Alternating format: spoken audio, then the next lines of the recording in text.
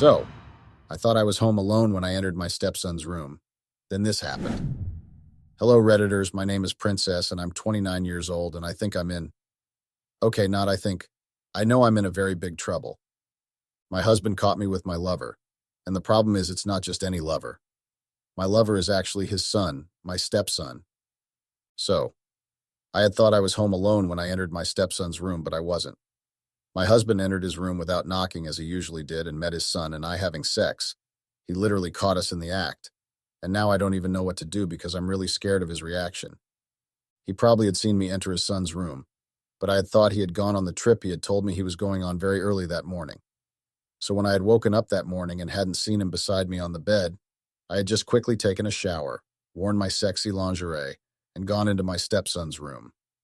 Only to discover that my husband had not even left in the first place, but had just gone to get some groceries so he could make breakfast for us. Hold on. Before you judge me, hear me out first, please. It had not been my fault. I met my husband Sam when I was barely a teenager. My parents had been dirt poor, and they were struggling to pay for anything that had to do with the house.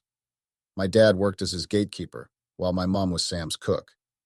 He was really nice to them, though, and he would always come through for them whenever they needed him to. But eventually, the struggle just became too much when I got very sick. I had only been 13 years old when my heart defect had been discovered. I had a defect called ASD, atrial septal defect. It's a heart condition where there's a hole in the wall that separates the two upper chambers of the heart. In layman's terms, think of it like a house with two rooms. Normally, there's a door between the rooms that closes tightly, but with ASD, the door is stuck open, allowing air, but in this case blood, to flow between the rooms. So I literally needed to have open heart surgery, and my parents did not have the money for it. Eventually, my dad had to go to Sam to ask for the money, and he had paid for everything, which included the pending hospital bills and the surgery. He even went ahead to request that I be placed in a comfortable room so I could recover rapidly. While kids start growing up and begin watching movies, and those cute cartoons ask who their heroes are, you'd hear things like Superman or Batman or things like that, but my own hero at that time had been Sam. I mean, he did save me from dying because my parents could not afford the payment for my treatment. I got better, and I was back and bubbly, and I had really adored Sam. When I was 15 years old, Sam's wife Elizabeth died, leaving behind her only son Andrew and Sam. It had been really painful because Elizabeth had been a really sweet person to my family and me too. It took Sam a whole year to get over it and bounce back on his feet, and by then I was already preparing to go to college. I tried applying for scholarships, but I couldn't get one. So the only remaining option had been for my parents to sort out the money, but they couldn't raise the tuition fee. They had thought it unwise to ask Sam for the money because he had already done enough with paying for the treatment for my defect and also paying for the regular monthly checkup I had. But I had become really desperate because I really wanted to go to college. I knew I was bright enough, and I was confident I was going to do well as a doctor. My dream has been to become a doctor ever since I had that surgery. I heard after the surgery that I had suddenly developed a complication during the surgery, and it had been a quick save from one of the doctors that had helped me survive the whole thing. So then I had decided I wanted to become a surgeon to help kids like me who had heart problems. And I was desperate to achieve that dream. So I had gone to meet Sam to beg him to help with my school fees, with a promise to pay him back when I became a doctor and earned my money. Sam laughed and agreed with me. In fact, at that point, I had been so determined that I wrote down the deal and even signed it, and had asked Sam to sign his part too, and he had indulged me by doing so. I was so excited when I got into my dream school and also got my dream course. One thing I have always liked about myself that others mostly complained about had always been my strong determination. Whatever I determined to do in my heart, I definitely did, whether it be good or bad. That had helped me through some tough times, particularly when I had been sick and also during my days as a student studying medicine. It had also implicated me through my high school years, and a lot of teachers complained about how stubborn I was, which eventually made my records in school, despite my straight A's, not good enough to get me any scholarship. I had no time to date anyone while in school because of how hectic my course had been, and because of my strong determination to do well. By the time I was done with school as a certified doctor, my parents were so proud of me, and Sam too was proud of me. I was particularly happy that Sam was proud of me. It pleased me greatly, and I felt like I had achieved the hardest thing. Sam had been able to get me into one of the best hospitals as an intern, so I was able to put my skills into practice, and I had been really glad. Later, I decided to train as a pediatrician, a children's doctor, because I knew how long it would take me to finally become a heart surgeon. I had decided to settle for becoming a pediatrician instead. To reduce the cost of transportation, I decided to stay with my parents at Sam's mansion. Months of staying in Sam's mansion really were bliss. Sam did not treat us as if we were his workers, but almost like his family, and I started to get really comfortable with him. I loved the fact that he was so attentive to our needs, especially mine, and he was always asking if I was comfortable or not. He insisted we eat breakfast and dinner with him, but my parents mostly refused the offer, so it was just usually him and me. My parents warned me off, but I did not mind. I thought of it as just having an older friend, although my feelings would say otherwise. I liked him a lot more than just friends. He was only older than me, but he related with me like a younger person would with their pals, and that pleased me in more ways than I could explain. Sometimes when he came back from the office, he came bearing gifts, and they were always mostly for me. Sometimes I would think that he was being a little more than friendly with me, but he never would say, and I hadn't wanted to be too straightforward, so I kept quiet about it. My first boyfriend was Jake. Jake had been a resident doctor where I worked as an intern, and he had been in charge of the new interns. Jake had shown his interest in me from the very first day we met, and he made no show of hiding his feelings even right there in the hospital. I felt there was no need to reject him because he was also a doctor, and therefore understood how busy things could get in the hospital, so there would be no need explaining why I missed a date or came home late or something. We were together for a month before he suggested moving in with him, and I had agreed since he had a car and could drop me off at work. Sam had not been cool with the idea, though, and also my parents, but I hadn't minded, so I went ahead with it anyways. 2 weeks after moving in with Jake, I knew it had been the biggest mistake of my life. Jake was the most unorganized person I had ever met. The first day I had moved in, the house had reeked of dirty dishes, clothes that had been kept there for a long time, and everywhere looked like a dump that hadn't been cleaned in days. He had made excuses of having to work long hours at the hospital and not being able to come home often. I had accepted his excuse, thinking it was a one-time thing, and I had even helped him arrange the whole house despite being exhausted from moving. But within those 2 weeks, I realized that Jake just kept blaming the hospital work, but was actually a very lazy person. I hated the fact that he did not mind leaving his clothes on the floor or leaving dirty dishes without bothering to come back to do them. And the worst part was that he could wear a shirt twice to work without bothering to wash it. He had been a dirty and lazy man through and through. I tried really hard to correct his behavior, and even tried setting up a routine for him so he could get things done despite his busy schedule. But Jake had become so lazy, it was annoying, especially because he thought with me around, I should probably get things done because I was the woman in the relationship. Eventually, after 2 months of battling with the same nonsense, I broke up with Jake and left his house and went back to Sam's place. Sam had been happy to have me around again, and despite my reservations, he treated me the same way he did in the past. It was not long after I moved back into Sam's house that I started to date this chef, Chris.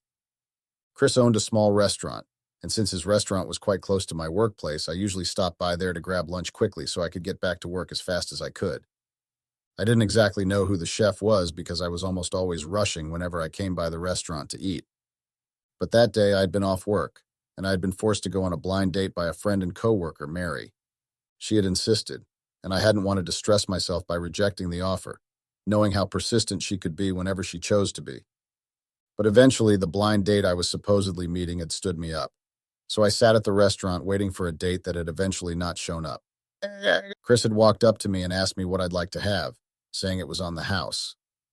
I had been surprised and also embarrassed because it meant he knew I had probably been stood up by someone. I had accepted his offer kindly and had just asked for a glass of champagne, but he had served me some very delicious food, which I had eaten with gusto. From then, we became good friends, and he collected my contact, and we started texting until he confessed his feelings for me. We weren't together for long, though. Chris and I both had demanding jobs. He, as a chef, was always too busy tending to hungry people, and because of how small his restaurant was, he only had one other chef alongside himself, and I was busy with the hospital's daily drama. So within a month of dating, we just kind of drifted apart, and we did not even have to break up before we knew we were done. I decided after Chris that relationships just weren't for me because of how quickly my relationship started and ended. But then there was Sam. Once Sam noticed that Chris and I were no longer together, he definitely made his move that time. He started doing very random things that were totally out of character. and they surprised me. He would pick me up from work, and if it had been a beautiful day and I had not been too exhausted, he'd take me on a drive. Sometimes he'd take me to dinner at some fancy restaurant, thankfully not Chris's. On the days that I was off duty, he'd cook me breakfast, take me out for lunch, and we'd go to any fun place of my choice.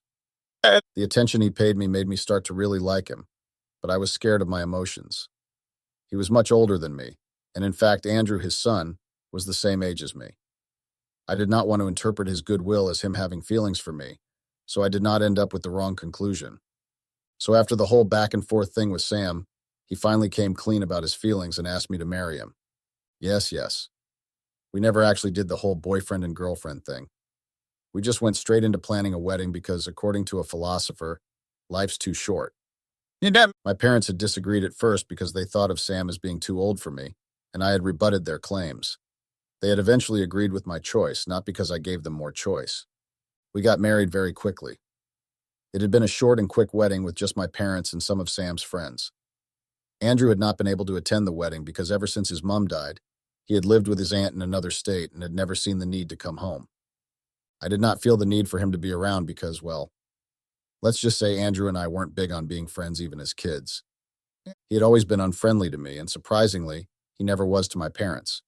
In fact, he respected them, and they adored him. But he never really liked me, and I never actually cared. Sam got my parents a house because he felt it was not appropriate for them to live with us, especially because they kept insisting on earning their keep. So with my parents gone, it had been Sam and me alone in the house for a whole year, and it was blissful. Sam was just the sweetest husband. He went out of his way to do things for me, especially because he knew how hectic my job as a resident was. He was a really supportive husband, and probably because he was old, he never wanted any younger guys coming after me. He tried as much as possible to do things that pleased me. When the job got too hectic, I decided to quit and just become a stay-at-home wife, and Sam had not objected to my choice. When I told my parents about my decision to quit my job, they advised me against it because of how hard I had worked to get there. But I hadn't listened to them, of course. I did as I pleased and I quit. Soon enough, staying at home for that long a period just got tiring, especially because my body had somehow gotten used to the late nights I kept, attending to patients or the emergencies that seemed to drive through the hospital doors at every moment.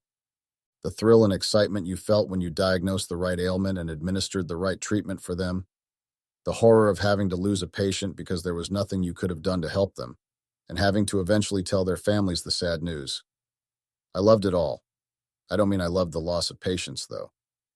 Getting really tired after saving or attending to too many patients, and having to eat sandwiches for breakfast, lunch, and dinner because you were too tired to whip yourself up a meal.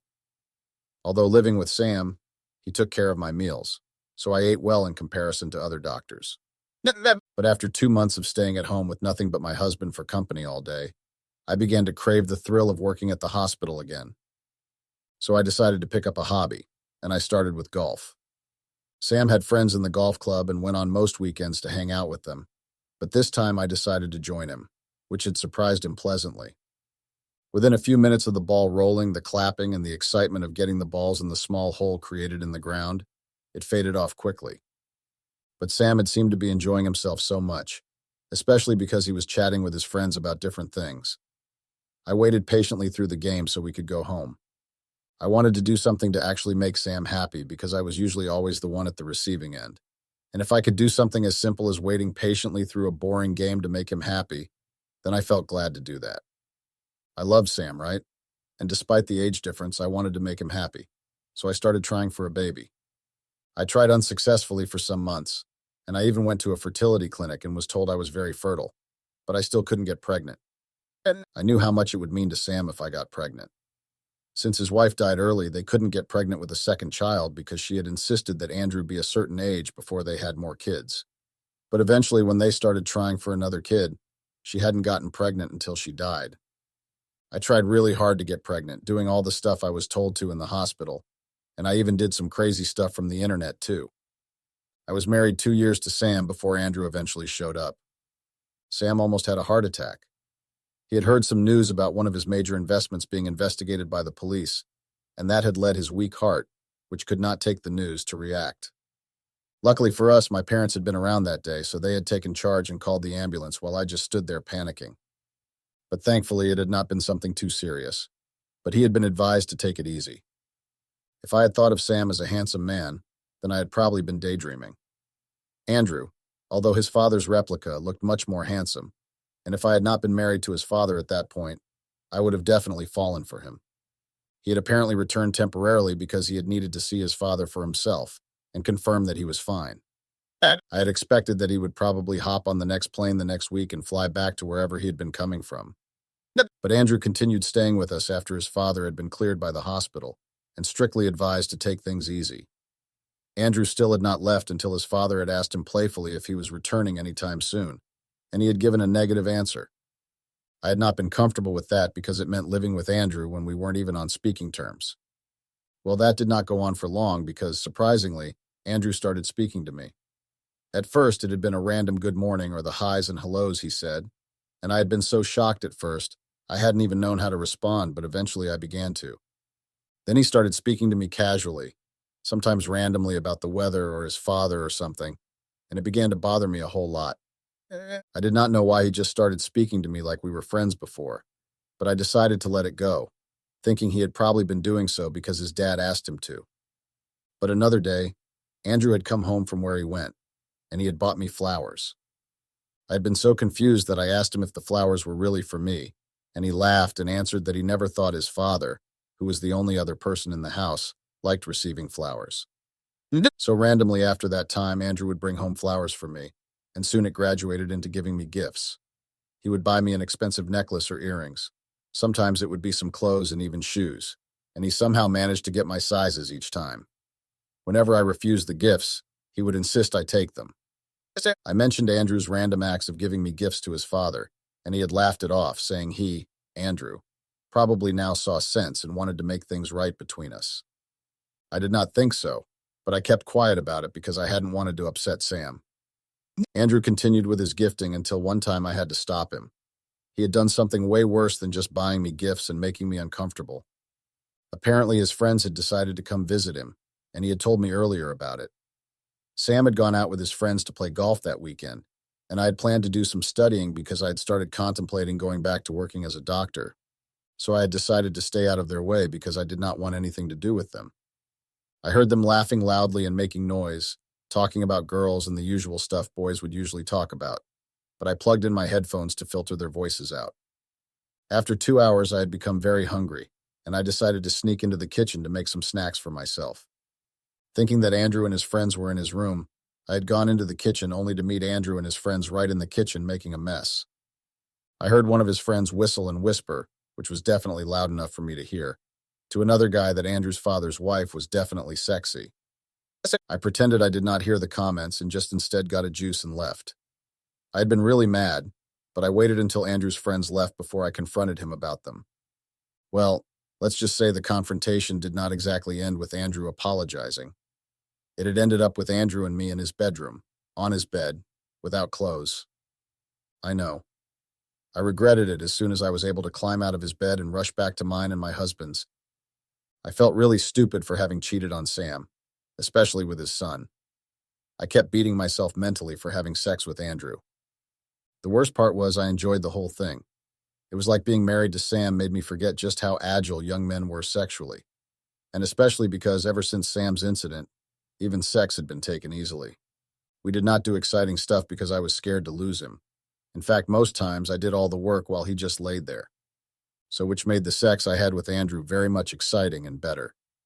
He had definitely been better than his father in bed.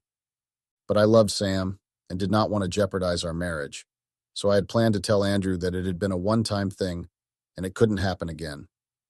But it did happen. Over and over again, in fact, until having sex with Andrew was almost like an addiction. I even stopped having sex with Sam totally because he had become a boring lover compared to Andrew, and I gave excuses of his health whenever he, Sam, tried to initiate sex. It continued that way for months. Andrew and I were like children who were sneaking out to do what their parents were clearly against. I hung out with Andrew more, even at the house, sometimes even when Sam was in the house. At first, Sam had been happy seeing both of us bonding and finally relating well, but he started complaining about me spending all my time with Andrew, and I had made excuses that I was only trying to get to know him better because he was his Sam's son, and Sam had not said anything again. One time my mom had come visiting, and since they worked in the house for a long time, she knew the passcode and everything. So she let herself in and found me coming out of Andrew's room wearing nothing save a shirt of Andrew's.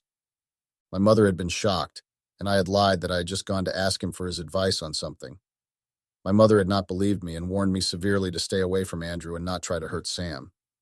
If you know me by now from all I've written about myself, you'd know I definitely have never listened to any advice my parents gave, which definitely included this one. I continued my affair with Andrew, my stepson, because the sex was just so good. One time, Andrew had actually brought home a guest, a girl named Sandra. I knew why he had done that. It had been to allay his father's and my parents' suspicion about us, but somehow I had felt really jealous. Sam had invited my parents for dinner at our place. It had been my birthday, and I had told him I just wanted a simple celebration with just our families around. So when Andrew had brought the girl home, Sam had been pleasantly surprised because Andrew had never brought home any girl. Through the dinner, I had to pretend I was enjoying myself and also liking the girl he brought home. It had been stressful for me, keeping up the act the entire time, but I did. Sam had gifted me an expensive new brand of car earlier that day, and then right in front of our families, he had given me a key to a new massive shopping complex he had built for me. I had been happy, especially because I saw how jealous Andrew had been when Sam had kissed me, and I had reciprocated. It pleased me, and then when everyone had retired to bed, and my parents and the girl Sandra had gone back to their place, Andrew had texted me to come to his room when his father fell asleep. I waited patiently until I was sure Sam had slept, and I sneaked out of bed and went to Andrew's room. Without saying anything to each other, we just had what I'd call mindless sex. We had sex mindlessly until we were both exhausted and had fallen asleep in each other's arms. It was morning when I realized where exactly I was, and I quickly left his room. Luckily, Sam had not been awake when I crept back into bed and pretended to sleep. Well, I guess a secret never remains a secret for long because eventually Sam caught Andrew and me red-handed. A day before that, Sam had told me he wanted to go on a trip to supervise some work himself.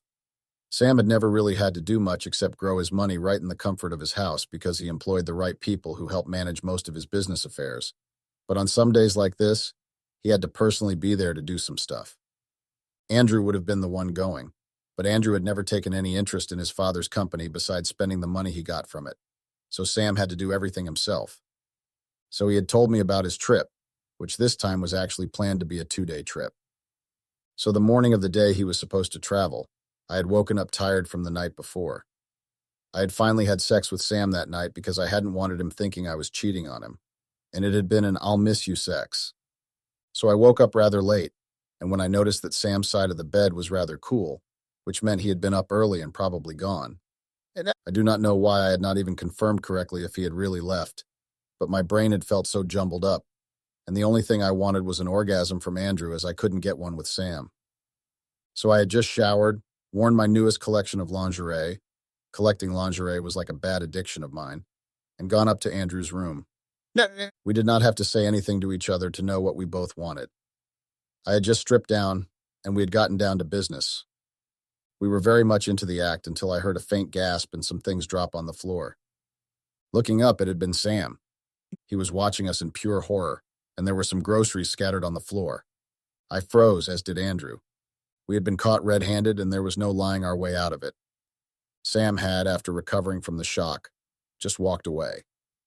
It's been 3 whole days now, and Sam has not said a word to me. I've tried apologizing, but Sam barely spares me a glance now, let alone listens to my jaded speech about why I did what I did. I really feel so bad, and I cannot lose Sam. I really need to get back my husband.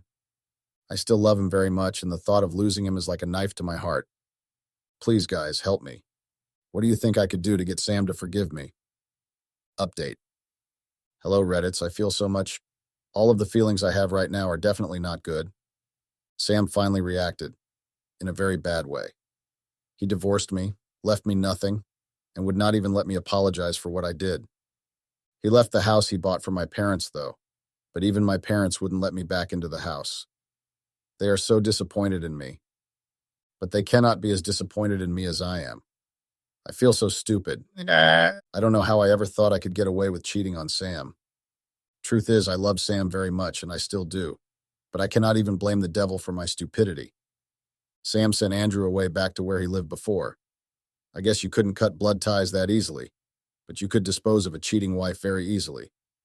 I feel as dumb as a dumbbell. It's so hard living now. I cannot even get myself to get up most days. I feel like I'm drowning in the weight of my own sin. I wish I had not done what I did to hurt Sam. Sam loved me so much and did everything for me, and yet the only thing I repaid him with was sleeping with his son. I beat myself up mentally every day. The insulting comments and backlashes were welcome guests as I have nothing else or no one else who. I'm really, really sorry, Sam. I really am sorry.